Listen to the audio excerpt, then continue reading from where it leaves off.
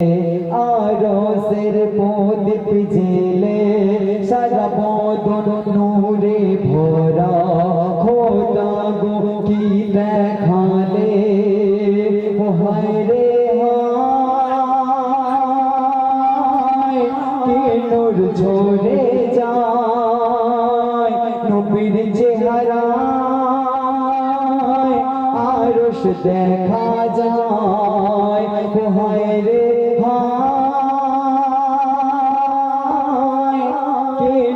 ঝরে যায় নবীর চেহারায় আরশ দেখা যায় আমিনা মায়ের কোলে মা আমিনার ঘরে যখন আমার আপনার নবী দু জাহানের বাদশা আগমন হলো তাকে প্রশ্ন করেছে যে আপনার ঘরে যে সন্তান এসেছে তিনি এত সুন্দর এত মিষ্টি তার থেকে পৃথিবীতে আর কেউ সুন্দর নেই কবি কি বলছে শুনুন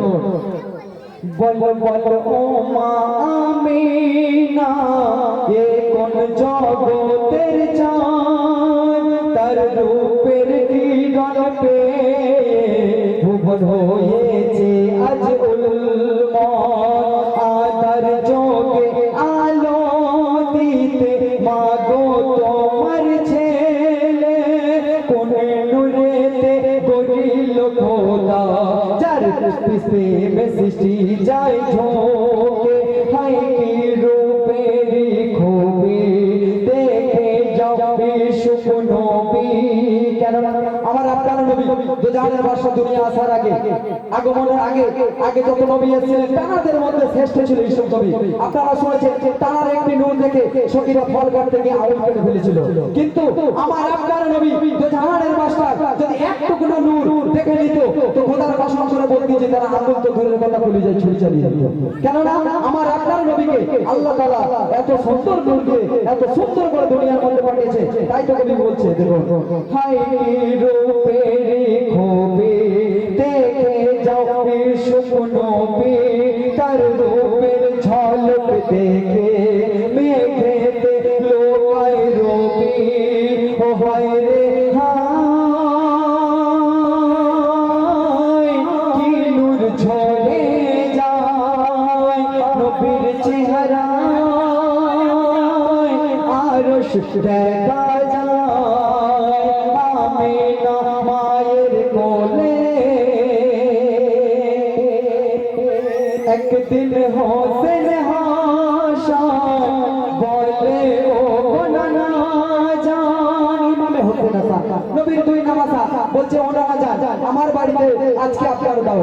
আমার আপনার নবী জুম্মার নামাজ পড়ে মা ফাতেমার ঘরে গেছে হোসেন হাসান বলছে মাগো নানা জানকে কিছু খেতে দাও মা ফাতেমার ঘরে দেবার মতো কিছুই ছিল না তিনি অঝর নয়নে কাঁদছেন আর মা ফাতেমার কান্না দেখে জান্নাতের রানী মা ফাতেমার কান্না দেখে আল্লাহর আরশ কেঁপে গেছে আল্লাহ বলছে ও জিবরিল তুমি তাড়াতাড়ি চলে যাও কোথায় ফাতেমার বাড়ি চলে যাও জান্নাত থেকে নেমা নিয়ে যাও খাবার নিয়ে যাও তাই তো কবি তার মাঝে কি লিখছে দেখো একদিন হোসেন হাসান বলে ও নানা জান মোদের ঘরেতে চলো হয়ে মোদের মেহমান জুম্মার নামাজ পড়ে নবী গেলেন ফাতেমার ঘরে হোসেন হাসান বলে আমি দাও খাবার নানার দরে ঘরে দানা পানি কাঁদে তাই জান্নাত রানী ফাতেমার কান্না দেখে আল্লাহ থাকতে পারেনি ও জিবরাইল ছুটে এসেছে জান্নাত হতে খবর এনেছে আমিনা মায়ের কোলে আমার কবির নাম শুনবেন কবির ভাষা কি বলছে শোনো মদিনার মাটি এত খাঁটি সবই নবীর জন্য ওই মাটিতে নবী ঘুমায় তাই মদিনা তুমি ধন্য মদিনার মাটিতে যখন আবার আপনার নবী পা রেখেছিলেন মদিনার মাটি সোনার মতো খাঁটি হয়ে গিয়েছিল তো সেই সেই মদিনাতে যেমন আমাদের সবার আরজি আশা, আমরা চাই যে সবাই একবার মদিনা থেকে ঘুরে আসে। কেন? সেই জায়গায় গেলে আমাদের তকদির বেড়ে যাবে, সেই জায়গায় গেলে আমাদের তকদির ভালো হয়ে যাবে। তাই তো কবি কি লিখছে দেখো, মদিনার মাটি এত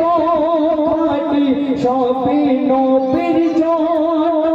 কেন ওই মাটিতে নবী ঘুমায়, তাই মদিনা তুমি ধন্য। বাইতুল্লাহ তোয়াফ করে সব নবীজির ওসিলায়, মক্কাতে নবীর জন্ম, তাই মক্কার নসিব চমকায়। তাই কবি শোধ বলে মতে চায় মদিনার মাটিতে আজকে আর মদিন বলে, একদিন যাবো নবীর দেশেতে, কেন ও মদিনা সোনার মদিনা, যাবো আমি মনের বাসনা, ও মদিনা সোনার মদিনা, যাবো আমি মনের বাসনা। আসসালামু আলাইকুম। নারে তাকবীর, নারে সালাত। মাশাআল্লাহ।